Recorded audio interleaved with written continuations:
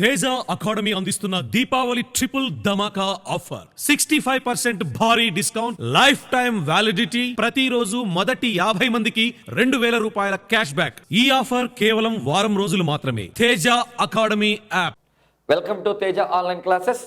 మరి ఈ ఆన్లైన్ క్లాస్లో మనం విసర్జన అనే టాపిక్ని చూద్దాం.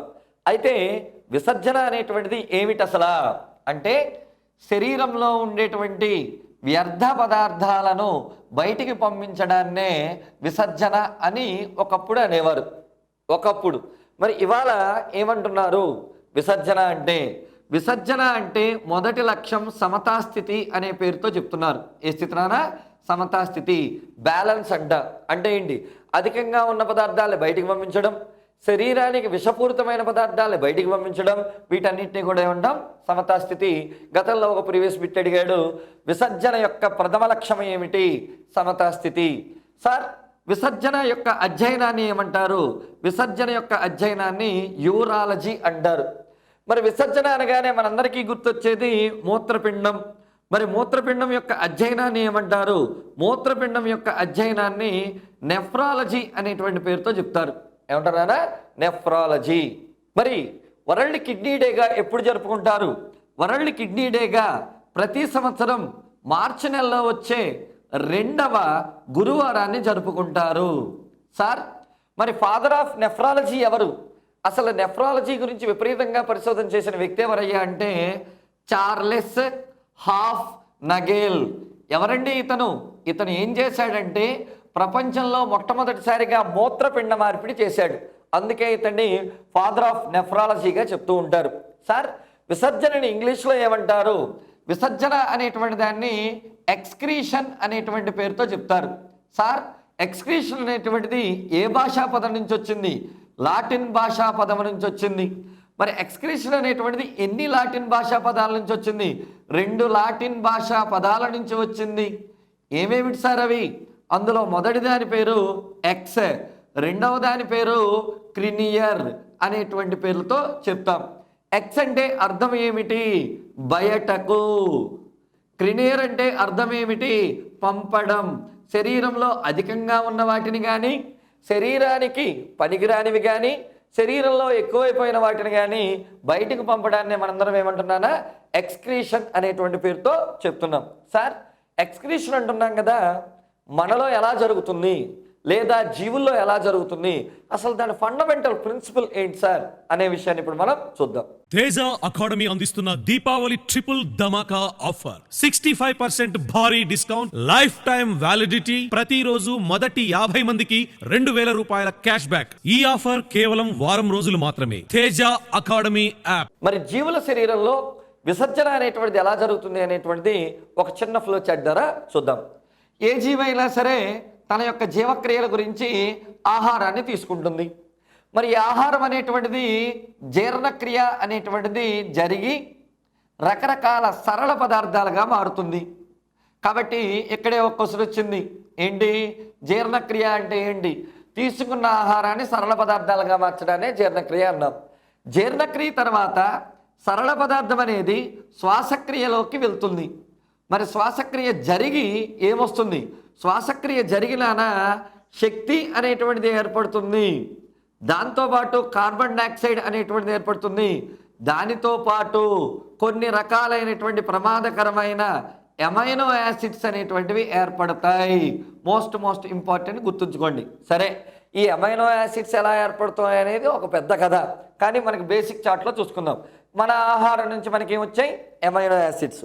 ఇవన్నీ రకరకాల జీవక్రియలు జరుపుకుని అమ్మోనియా అనే ఒక ప్రమాదకరమైన పదార్థంగా ఏర్పడుతుంది. The most dangerous thing in our body ammonia. Ammonia కనుక మన శరీరంలో ఉంటే మన శరీరంలో ఉన్న భాగాలన్నీ చెడిపోతాయి. అయ్యయ్యో, ఎలా సార్? మన శరీరాన్ని కంటికి రెప్పలా కాపాడుకునేటువంటిది ఒకటి ఉంది. ఏమిటది? కాలేయం. ఎవరండి? కాలేయం.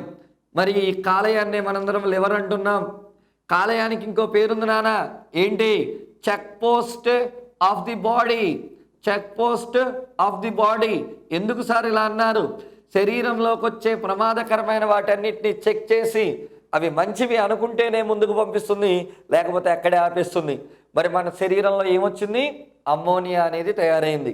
అమ్మోనియాకి కాలేయం వార్నింగ్ ఇచ్చింది. ఏం అమ్మోనియా ఎందుకు వచ్చావు, ఏంటి అసలు నీకు పని, నేనున్నానని తెలుసు కూడా నువ్వు ఎందుకు వచ్చావు అని అడిగింది కాలేయం అమ్మోనియాని. అప్పుడు అమ్మోనియా అంది, నేనేమీ రాలేదు, మీ యొక్క జీవి ఆహారాన్ని ఏది పడితే తింటున్నాడు, ప్రమాదకరమైన పదార్థాలు తింటున్నాడు, రోడ్డు మీద తినే చెత్త బిర్యానీలు అవి ఇవి తినేసి నన్ను తయారు చేసుకున్నాడు, నాకై నేను రాలేదు అంటే అప్పుడు కాలేయం అందనమాట, సరే మన ఇద్దరం ఒక ఒప్పందానికి వద్దాం, నువ్వు నాలోకి రా అంది. అప్పుడు అమ్మోనియా కాలేయంలోకి వెళ్ళింది. అప్పుడు అమ్మోనియాని కాలేయం ఎలా మార్చింది? యూరియాగా మార్చింది. The most important. ఏమిటి సార్ ఈ రెండింటికి తేడా? ఒకే ఒక్క విషయం చెప్తాను. అమ్మోనియా 1,00,000 రెట్లు ప్రమాదకరమైతే యూరియా 1,00,000 రెట్లు ప్రమాదకరం కాదు. 1,00,000 రెట్లు ప్రమాదకరం కాదు అంటే విషస్థాయిని తగ్గించింది. ఇక్కడ ఏమేం బిట్స్ ఉన్నాయి చూసుకో. అమ్మోనియాని యూరియాగా మార్చింది ఎవరు? కాలేయం. యూరియా తయారయ్యే భాగం ఏది? కాలేయం. ఈ యూరియా తయారయ్యే ప్రక్రియని ఆర్నితిన్ వలయం అనే పేరుతో కూడా చెప్తారు. ఏంటన్నది? ఆర్నితిన్ వలయం. క్వశ్చన్ ఒకసారి గ్రూప్స్లో అడిగాడు, యూరియా తయారీ ప్రక్రియని ఏమంటారు? ఆర్నితిన్ వలయం. ఆర్నితిన్ వలయం ఎక్కడ జరిగింది? కాలేయం. అమ్మోనియా యూరియాలతో పోల్చుకుంటే ఎవరు ప్రమాదకరమైంది? అమ్మోనియా.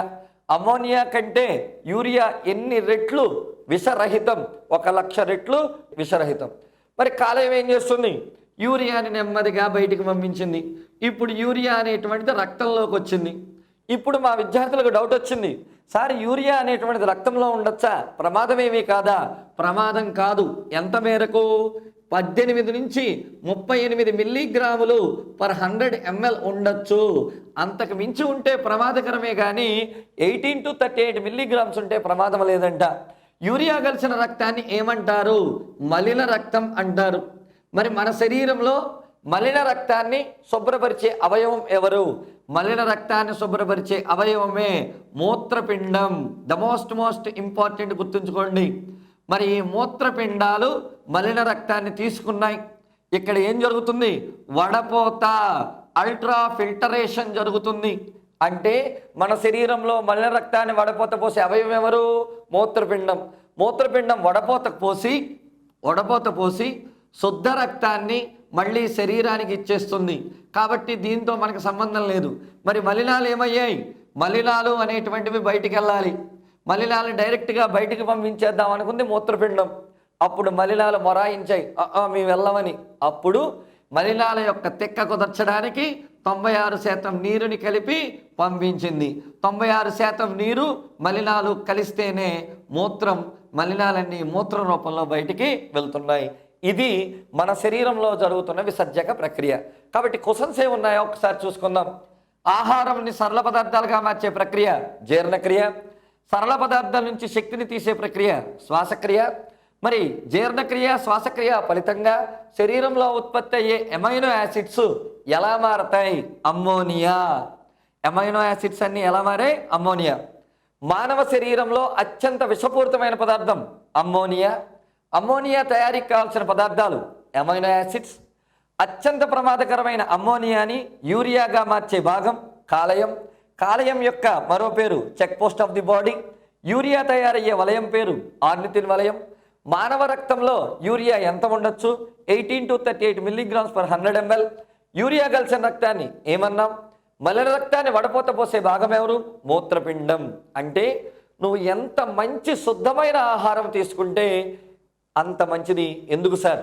నువ్వు తీసుకునే ఆహారంలో ఎమైనో యాసిడ్స్ అవి ఉన్నాయనుకో, లేదా విష పదార్థాలు ఉన్నాయనుకో, ఫస్ట్ ఇబ్బంది పడేది ఎవరు? కాలేయం. ఆ తర్వాత ఇబ్బంది పడేది ఎవరు? మూత్రపిండం. Most important. అందుకే శుద్ధమైన ఆహారాన్ని తీసుకోవాలి. మసాలాలు, పులుపులు, కారాలు, ఆల్కహాల్, సిగరెట్ ఇలాంటి వాటన్నిటి వల్ల ఆహారం కలుషితమయ్యే అవకాశం ఉంటుంది. సైడ్ ఎఫెక్ట్స్ చాలా వచ్చే అవకాశం ఉంటుంది. తేజ అకాడమీ అందిస్తున్న దీపావళి ట్రిపుల్ ధమాకా ఆఫర్. 65% భారీ డిస్కౌంట్, లైఫ్ టైం వ్యాలిడిటీ, ప్రతిరోజు మొదటి 50 మందికి 2,000 రూపాయల క్యాష్ బ్యాక్. ఈ ఆఫర్ కేవలం వారం రోజులు మాత్రమే. Teja academy app. మరి జీవుల అన్నింటిలో ప్రధానమైన విసర్జక పదార్థాలు ఉన్నాయి. అవి ఏమేమిటి, ఎలా ఉంటాయి అనే విషయాన్ని మనం చూద్దాం. ముందుగా జీవులు. అసలు ఆ జీవులు ఏమేమి ఉంటాయో చూసుకోవాలి. ఆ జీవుల యొక్క విసర్జక పదార్థం, ఆ జీవులు ఏం విసర్జక పదార్థాన్ని విసర్జిస్తాయో చూడాలి. ఓకే, మరి విసర్జక పదార్థం ఉంది. విసర్జక పదార్థం యొక్క గాఢత అంటే విష స్వభావం అసలు నిజంగా బాగా ఎక్కువగా ఉంటుందా, విష స్వభావం తక్కువగా ఉంటుందో చూడాలి. అలాగే విసర్జక పదార్థాలన్నీ నీటి ఆధారంగా తయారవుతాయి. నీరు లభ్యత, నీరు లభ్యత. మరి విసర్జక పదార్థ రూపం, ఆ విసర్జక పదార్థ రూపం ఎలా వస్తుంది ఏంటి అని అడుగుతాడు, చూద్దాం. సార్ ఈ టేబుల్ ద్వారా మనకి ఏమైనా ఉపయోగం ఉందా? Yes, maximum 50% of the syllabus మనకి ఇందులో కవర్ అవుతుంది. చూద్దాం. జీవులు, మొట్టమొదటి దాన్ని అమ్మోనిటెలిక్ అంటారు. ఏంటి సార్ అమ్మోనిటెలిక్ జీవులు అంటే? ఇది విసర్జించే వ్యర్థ పదార్థం పేరు అమ్మోనియా. సార్ అమ్మోనిటెలిక్ జీవులు అంటే ఎవరు? జలచరాలు. ఏంటి సార్ జలచరాలు అంటే? నీటిలో తమ జీవితాన్ని గడిపే వాటిని జలచరాలు అంటారు. జలచరాలు విసర్జించే దేన్ని? అమ్మోనియాని. అమ్మోనియా విష స్వభావం ఆల్రెడీ చెప్పాను, ఎక్కువ తక్కువ? ఎక్కువ. అమ్మోనియా తయారవ్వాలంటే నీటి లభ్యత ఎక్కువ కావాలి. అందుకే అమ్మోనియాని విసర్జించే జీవులకు నీరు కావాలి. కాబట్టి ఎక్కడున్నాయి? నీటిలోనే ఉన్నాయి. మరి విసర్జక పదార్థ రూపం అమ్మోనియాని ఇవి ఎలా విసర్జిస్తాయి? మన ఊహకు కూడా అందనటువంటి విషయం అది. స్ఫటిక రూపం, క్రిస్టల్ ఫామ్లో ఇవి విసర్జిస్తూ ఉంటాయి. మరి దీని నుంచి బిట్స్ ఏమేమి ఉన్నాయో ఒకసారి చూసుకోండి.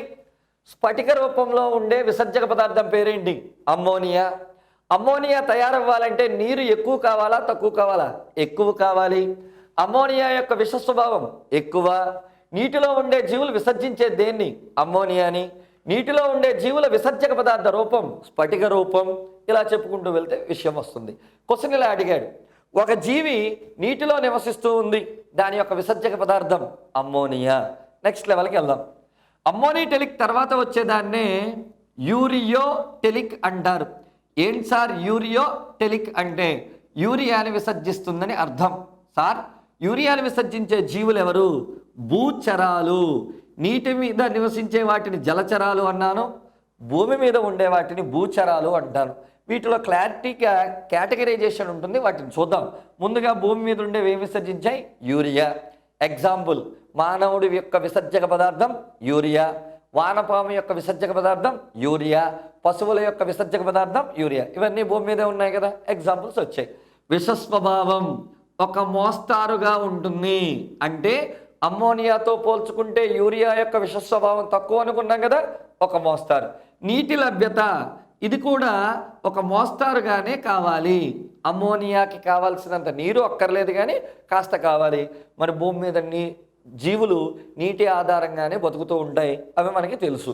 విసర్జక పదార్థ రూపం, మానవుడు మూత్రాన్ని విసర్జిస్తాడు. ఏ రూపంలో? ద్రవ రూపంలో. అయిపోయింది. మరి బిట్స్ ఏమొస్తాయో చూసుకోండి నాన్న ఒకసారి. యూరియోటెలిక్ జీవులు ప్రధానంగా ఎవరు? భూచరాలు. భూచరాల విసర్జక పదార్థ రూపం ద్రవ రూపం. భూచరాల యొక్క విసర్జక పదార్థం యూరియా. యూరియాని జీవులు ఎలా విసర్జిస్తాయి? ద్రవ రూపంలో. యూరియా తయారీకి నీటి లభ్యత ఎలా ఉండాలి? ఒక మోస్తారుగా ఉండాలి. యూరియా యొక్క విష స్వభావం ఎక్కువ, ఒక మోస్తారుగానా? ఒక మోస్తారుగా ఉంటుంది. ఇంకాస్త డెప్త్కి వెళ్దాం. యూరియోటెలిక్ జీవుల తర్వాత యూరికోటెలిక్. యూరికోటెలిక్ ఎవరు? సింపుల్గా చెప్పేస్తాను, ఎడారి జీవులు అంటే నీరు తక్కువగా ఉండే జీవులు అని అర్థం. ఇంకా పక్షులు, గాల్లో ఎగిరే ఈ పక్షులు, సరీసృపాలు, మరి రెప్టైల్స్ అంటాం. ఇవన్నీ కూడా మనకి ఏమి విసర్జిస్తాయి? యూరికోటెలిక్. ఇవి కాకుండా కీటకాలు. చూడండి, కీటకాలు, సరీసృపాలు, పక్షులు, ఎడారి జీవులు మ్యాక్సిమం నీటికి దూరంగా ఉంటాయని అర్థం. మరి ఇది విసర్జించే పదార్థం ఏంటి? యూరిక్ ఆమ్లం. మరి యూరిక్ ఆమ్లం యొక్క విష స్వభావం చాలా తక్కువ. కాబట్టి కొత్త బిట్ట మనకు వచ్చింది. విసర్జక పదార్థాలలో అత్యంత విష స్వభావం కలిగినది ఎవరు? అమ్మోనియా. విసర్జక పదార్థాలలో ఒక మోస్తారు విష స్వభావం కలిగింది ఎవరు? యూరియా. విసర్జక పదార్థాలలో అత్యంత తక్కువ విష స్వభావం కలిగింది ఎవరు? యూరిక్ ఆమ్లం. మరి నీటి లభ్యత అంటాడు. మరి ఎడారి జీవులకి నీరుంటుందా? ఉండదు. పక్షులు నీరుని తాగుతాయి, ఎక్కువ తాగవు. అంటే నీటి లభ్యతని ఏం చెప్పచ్చు నాన్న? తక్కువగా ఉంటుందని చెప్పచ్చు. విసర్జక పదార్థ రూపం ఎప్పుడైనా సరే ఒక బిట్టుని కానీ ఒక కాన్సెప్ట్ని కానీ గుర్తుపెట్టుకోవాలంటే నిత్య జీవితంలో సంఘటన గుర్తుపెట్టుకో. ఇప్పుడు నేను చెప్పిన ఎడారి జీవులు తెలియకపోవచ్చు, సరీసృపాలు తెలియకపోవచ్చు, కీటకాలు తెలియకపోవచ్చు, పక్షులు తెలుసుగా. పక్షులు తమ యొక్క విసర్జక పదార్థాన్ని ఏ రూపంలో వేస్తాయి? రెట్ట అంటాం. రెట్టలు ఎలా ఉంటాయి?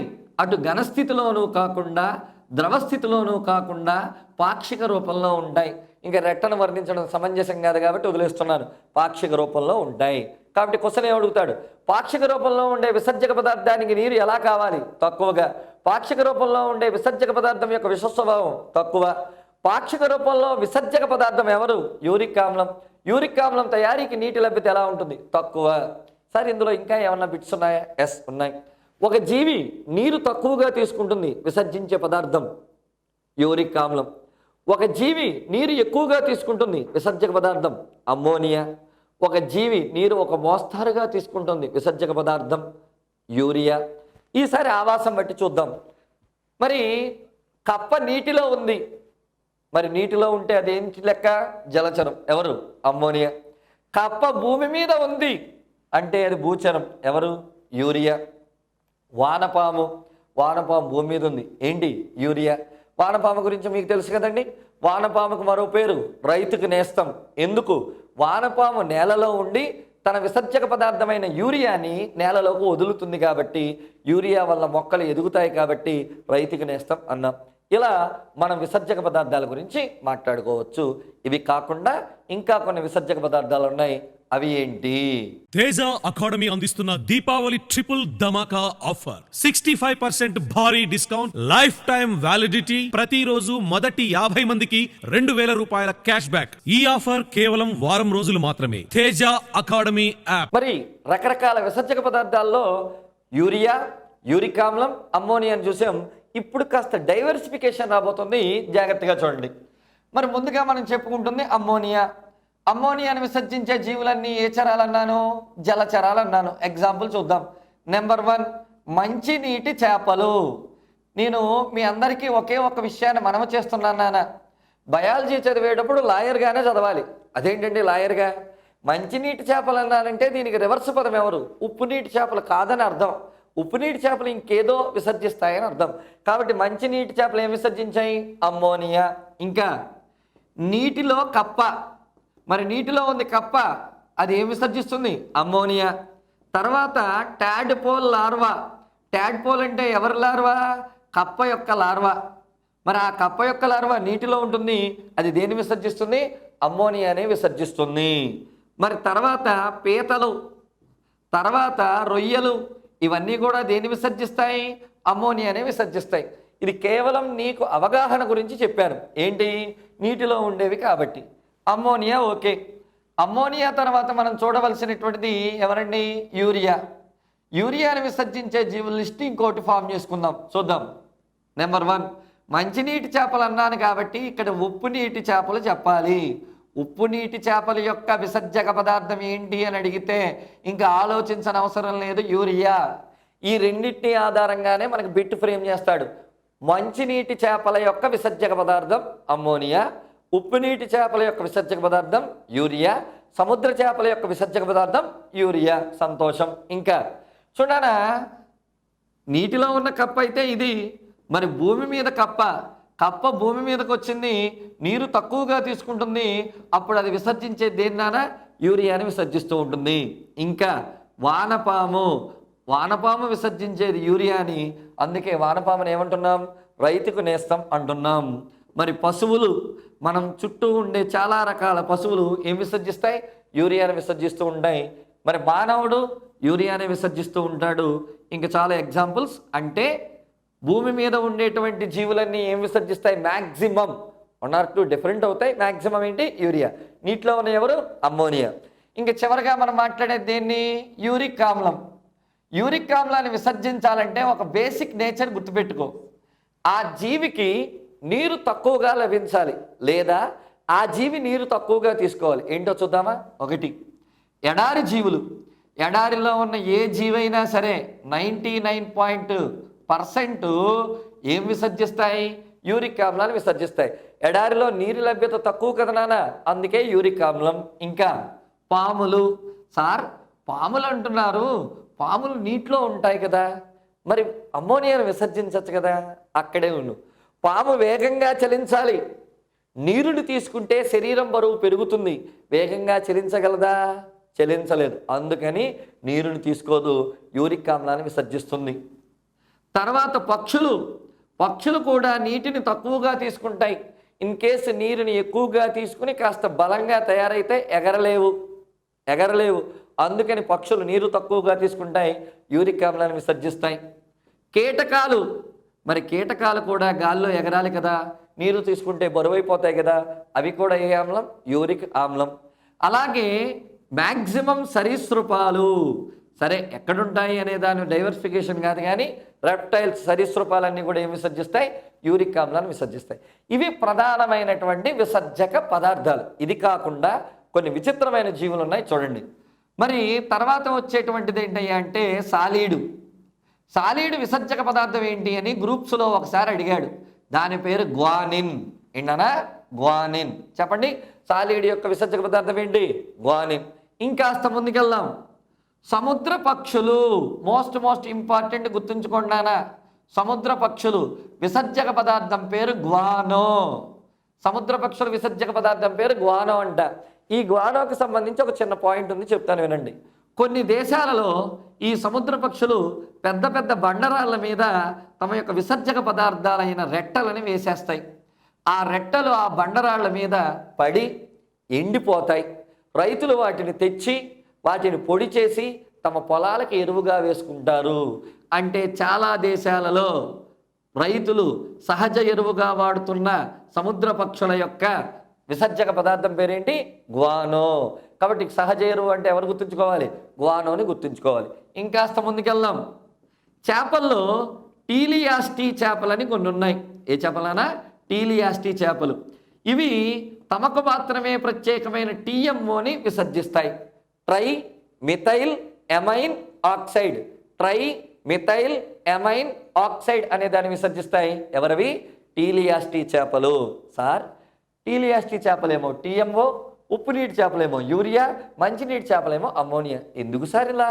సముద్ర చేపలు ఎక్కడుంటాయి? సముద్రంలో. సముద్రం యొక్క గాఢత ఎక్కువ తక్కువ? ఎక్కువ. దానివల్ల ప్రమాదం కదా. ఎలాగో చెప్పనా? ఇంకో సముద్ర చేప. మరి సముద్ర చేప చుట్టూ ఉన్నటువంటి వాతావరణంలో ఎవరు ఎక్కువగా ఉన్నారు? ఉప్పు. దీని గాఢత ఏమైంది? ఎక్కువైంది. శరీరం గాఢత ఏమైంది? తక్కువైంది. అప్పుడు ఉప్పు శరీరంలోకి వచ్చేసి జీవి ఉబ్బి చచ్చిపోతుంది. అమ్మో, తప్పు కదా. అందుకని చేప ఏం చేసింది? తెలివిగా తన శరీరంలో యూరియాను ఉంచింది. అప్పుడు ఆటోమేటిక్గా శరీరం యొక్క గాఢత ఏమవుతుంది? పెరుగుతుంది. ఆటోమేటిక్గా జీవి బతుకుతుంది. అలాగే టీలియాస్టీ చేపలు కూడా ఏముంటాయి? టీఎంఓ. గర్భంలోని శిశువు, మరి తల్లి గర్భంలో శిశువు ఉంటాడు. మరి వాడు ఏం విసర్జిస్తాడు? ఊరుకోండి సార్, ఆడు కూడా యూరియానే విసర్జిస్తాడు. కాదు నాన్న, అమ్మ రక్తంలోనూ యూరియా ఉండి మరి బొడ్డోడు యూరియాను వదిలితే ప్రమాదం కదా. అందుకని గర్భంలోని శిశువు అల్లంటాయిన్ అనే పదార్థాన్ని విసర్జిస్తుంది శిశువు. ఇంకా హిప్పూరిక్ ఆమ్లం అనే దాన్ని విసర్జిస్తుంది. ఎంత గొప్ప సృష్టి అండి, ఎంత గొప్ప సృష్టి అండి. ఒకవేళ యూరియా అయితే అమ్మకు ప్రమాదమని బిడ్డ కడుపులోనే అల్లంటాయిన్ని, హిప్పూరిక్ ఆమ్లాన్ని విసర్జించాడు. తేజ అకాడమీ అందిస్తున్న దీపావళి ట్రిపుల్ ధమాకా ఆఫర్. 65% భారీ డిస్కౌంట్, లైఫ్ టైం వ్యాలిడిటీ. ప్రతిరోజు మొదటి 50 మందికి 2000 రూపాయల క్యాష్ బ్యాక్. ఈ ఆఫర్ కేవలం వారం రోజులు మాత్రమే. Teja academy app. ఇంకా ఏమన్నా ఉన్నాయా సార్ అంటే చూడండి నాన్న, గింజలు తినేటువంటి పక్షులు కొన్ని ఉన్నాయి. మ్యాక్సిమం పక్షులన్నీ గింజలే తింటాయంటే ప్రత్యేకించి గింజలు మాత్రమే తినే పక్షులు ఉన్నాయి. ఆ పక్షులు ఏం చేస్తాయి? ఆర్నిథరిక్ యాసిడ్ అనే దాన్ని విసర్జిస్తూ ఉంటాయి. ఆర్నిథరిక్ యాసిడ్ అనే దాన్ని విసర్జిస్తూ ఉంటాయి. ఇంకా ఏమన్నా ఉన్నాయా సార్? ఎస్. మానవుని యొక్క కండరాలు ప్రత్యేకించి క్రియాటిన్ అనే పదార్థాన్ని, క్రియాటినిన్ అనే పదార్థాన్ని విసర్జిస్తూ ఉంటాయి. మోస్ట్ ఇంపార్టెంట్, గుర్తుంచుకోండి. కండరాలు అనేటువంటివి ఏమిస్తాయి? క్రియాటినిన్. సార్, అసలు విసర్జక పదార్థం అనేది ఉంది కదా, ఈ విసర్జక పదార్థం దేని ఆధారంగా తయారవుతుంది? విసర్జక పదార్థం అనేది అది ఉండే ఆవాసం బట్టి ప్లస్ నీటి లభ్యత బట్టి వస్తుంది. అంటే ఏంటి సార్? నీరు ఎక్కువగా వచ్చిందనుకో అమ్మోనియా, మోస్తరుగా ఉంటే యూరియా, తక్కువగా ఉంటే యూరిక్ ఆమ్లం, వాటి అలవాట్ల బట్టి వస్తూ ఉంటాయి. అంటే విసర్జక పదార్థం దేని మీద ఆధారపడింది? ఆవాసం మీద, నీటి లభ్యత మీద. నీటికి విసర్జకి సంబంధం ఉంది కదా. ఇప్పుడే ఒక బిట్టు మాట్లాడుకుందాం. ఒక జీవి ఉంది నాన్న, ఆ జీవి ఏం చేస్తుందంటే జీవితంలో నీరు త్రాగదు. నీరు త్రాగకపోతే విసర్జన కూడా చెయ్యదు. ఓహో ఏంటి సార్ ఇదేదో కొత్త బిట్టు, సివిల్స్ బిట్టు, తర్వాతలో గ్రూప్స్లో అడిగాడు, తర్వాత ఎస్ఎస్సిలో అడిగాడు, అన్ని సార్లు రిపీట్ అయిన బిట్టు. ఏంటి? నీరు త్రాగకుండా విసర్జన చేయని జీవి ఏది? ఆ జీవి పేరే కీటకం. పేరు చెప్పండి సార్. ఆ కీటకం పేరు లెపిస్మా. ఓకే, లెపిస్మాని ఏం ఫిష్ అంటారు? లెపిస్మాని సిల్వర్ ఫిష్ అనే పేరుతో కూడా పిలుస్తారు. కాబట్టి బిట్టేం అడగచ్చు? నీరు త్రాగకుండా విసర్జన చేయని ఏకైక కీటకం లెపిస్మా లేదా సిల్వర్ ఫిష్. ఇంకాస్త డెప్త్కి వెళ్దాం. ఒక క్షీరదం ఉంది నాన్న, ఈ క్షీరదం ఏం చేస్తుంది? జీవితంలో నీరు త్రాగదు. ఓహో మరి విసర్జన చేస్తుంది. సార్ మీరు చెప్పింది మీరే తప్పు చేస్తున్నారా? నీరు తీసుకోకపోతే విసర్జన ఉందన్నారు కదా. పూర్తిగా వినాలి మనం. క్షీరదం ఫలాలు తింటుంది. మరి ప్రతి ఫలంలోనూ ఎంతో కొంత ఏముంటుంది? నీరు. డైరెక్ట్గా నీరు తీసుకోదు, కానీ ఆహార పదార్థాల్లో ఉండే నీటిని ఉపయోగించి విసర్జన చేస్తుంది. ఆ జీవి పేరేంటి? జీవితాంతం నీరు తీసుకొని క్షీరదం పేరు కంగారు ఎలుక. కంగారు ఎలుక. ఇది మనకు సంబంధించిన ఇతర జీవులు, వాటిలోని విసర్జక పదార్థాలకు సంబంధించిన విషయం.